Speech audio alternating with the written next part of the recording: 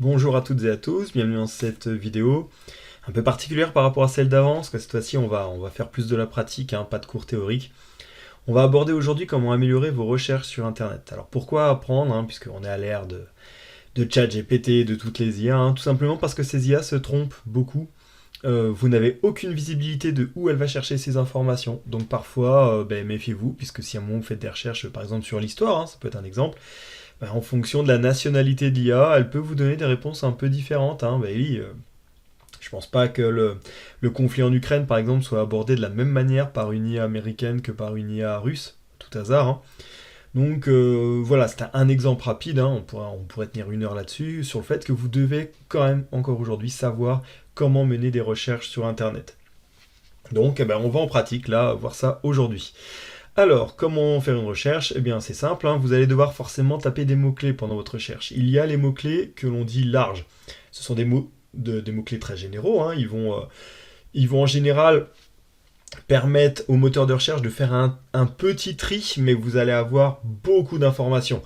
Notamment, hein, si vous tapez entreprise, voilà, l'entreprise, il va vous sortir plein de choses différentes. La seule chose que Google peut-être va faire un petit peu, que peut-être d'autres moteurs de recherche ne vont pas faire, c'est que comme il a repéré que vous faisiez votre recherche d'un endroit précis, là en l'occurrence il a repéré que j'habitais à Troyes, hein, eh ben, il commence déjà à vous suggérer des entreprises troyennes, mais en soi, c'est pas, voilà, c'est Google. Il se dit que voilà, si vous tapez ça, c'est que peut-être vous recherchez. Mais en soi, sinon, toutes les recherches sont, les résultats sont extrêmement larges. Vous allez devoir rajouter à ce mot-clé large des mots-clés qu'on dit profonds. C'est-à-dire que par exemple, là, cette fois-ci, hein, si vous voulez des entreprises dans l'Aube, vous allez rajouter Aube. Et dans ce cas-là, effectivement, il va vous lister les entreprises qu'il y a dans l'Aube. À ce sujet, je tiens à attirer votre attention sur le fait que je n'ai pas forcément précisé entreprise dans l'Aube. Vous voyez, j'ai retiré le dans. Le moteur de recherche, quand je lui mets entreprise Aube, devine tout de suite, hein, ce que je lui demande. Voilà, il y a des mots comme ça voilà, qui ne sont pas forcément nécessaires. Si je rajoute dans l'Aube, hein, on retrouve la plupart des sites qu'il m'avait proposé juste avant. Le dans ne lui apporte finalement pas grand-chose comme information. Donc faites gaffe quand vous tapez une information, de pas toujours forcément trop saturer le moteur de recherche. Par expérience des années précédentes, j'ai tendance à avoir des élèves qui des fois copie-collent les questions. Et résultat, ils ont tendance des fois à saturer le moteur parce que voilà, ça lui fait beaucoup de mots. Alors que s'ils n'avaient gardé que les mots-clés, ils auraient eu la réponse tout de suite.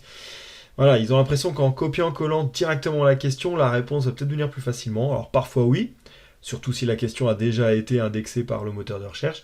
Mais si c'est une question nouvelle pour lui, la question, il va peut-être se retrouver embêté. Alors que si vous ne mettez que quelques mots, parfois ça peut aider. Et enfin, il y a aussi ce que l'on appelle les mots-clés exclus. Par exemple, je vais vous montrer un exemple. Si vous tapez Justin, le problème c'est que des Justin, il y en a un sacré paquet.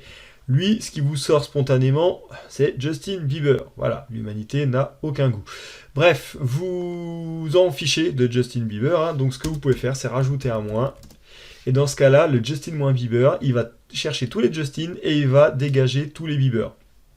Donc il va vous sortir ce qu'il va trouver à partir de Justin. Donc là, cette fois-ci, vous avez un certain nombre de Justin. Si vous ne voulez pas non plus d'une Timberlake, vous rajoutez moins Timberlake. Et voilà. Vous avez aussi Justin Bridou, Cocorico.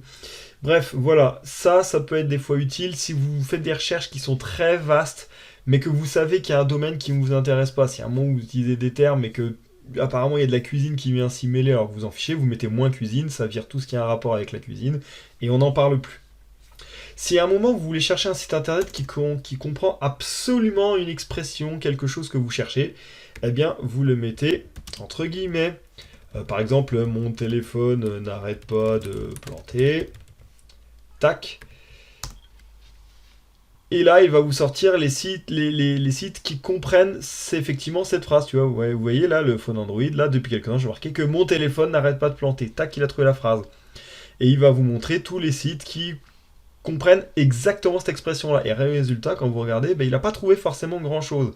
Je vais vous montrer ce qu'il se passe quand on retire les guillemets. Tac. Cette fois-ci, il va chercher quelque chose qui est en rapport avec ça. Et là, il y a beaucoup plus de réponses. Regardez, il vous sort des dizaines de pages. Hein. Là où tout à l'heure, il ne vous avait sorti que 5-6 réponses. Parce que vraiment, lui, il avait cherché exactement ces mots-là. Alors que là, il a compris le problème. Il vous présente tous les sites qui ont un rapport avec cette problématique-là. Ensuite, vous pouvez aussi, même si je ne vous l'ai pas montré, hein, des fois chercher un site où vous voulez absolument certains mots. Eh bien, dans ce cas-là, vous mettez un plus devant. Par exemple, si vous mettez plus chat, plus persan, vous voulez tous les sites qui contiennent ces deux mots-là, il va vous le montrer. Alors là, évidemment, si vous n'avez pas mis les plus, que vous avez mis juste chat persan, il vous aura sorti la même chose. Mais des fois, pour certaines recherches beaucoup plus complexes, mettre un plus devant les mots que vous voulez absolument voir apparaître peut être utile. Ensuite, vous pouvez aussi chercher des fichiers sur Internet. Par exemple, un exemple, hein, je me doute que vous n'allez pas faire ça, mais si vous cherchez des cours de physique, plutôt que de mettre juste cours de physique et il va vous sortir tout un tas de trucs, un mélange, voilà, hein, c'est compliqué, eh bien, vous lui dites que vous voulez vraiment chercher des fichiers, et dans ce cas-là, vous lui précisez que vous voulez des PDF. Et dans ce cas-là, il va vous sortir tous les cours de physique qu'il trouve au format PDF. Et là, vous êtes tranquille, regardez bien, ce ne sont que des PDF qui sortent. Voilà, vous avez directement les documents. D'accord ? Vous pouvez toujours affiner votre recherche, hein, la cour de physique c'est évidemment extrêmement large, hein, mais voilà. Vous affinez votre recherche, mais à la fin vous mettez file type de .pdf, il ne vous sortira que les PDF. Et enfin, vous pouvez aussi chercher des informations sur un site précis. Vous avez des sites qui sont gigantesques et des fois il y a du mal de s'y retrouver.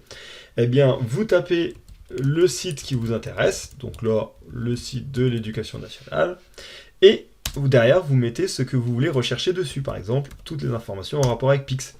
Et là, il va vous sortir uniquement le site éducation.gouv.fr, tout le temps, ou ses petits frères et petites sœurs, hein, parce que là, pour le coup, Service Public est un petit frère de éducation.gouv.fr, et il va vous sortir toutes les pages qui concernent Pix. Mais vraiment sur ce site et sur aucun autre. Voilà, grosso modo, ce sont que quelques requêtes possibles, hein. Il y en a d'autres, mais on va pas rentrer dans le détail. Encore une fois, pour l'instant, on est sur du niveau plutôt simple. Mais voilà, et c'est toujours bien de les connaître. Des fois, un jour, vous voulez gagner un peu de temps, voilà, plutôt que de fouiller pendant 30 plombes dans les recherches de Google, hein, vous pouvez affiner par ces techniques-là. Voilà, j'en ai fini pour cette notion. Je vous souhaite une bonne fin de journée, et à bientôt.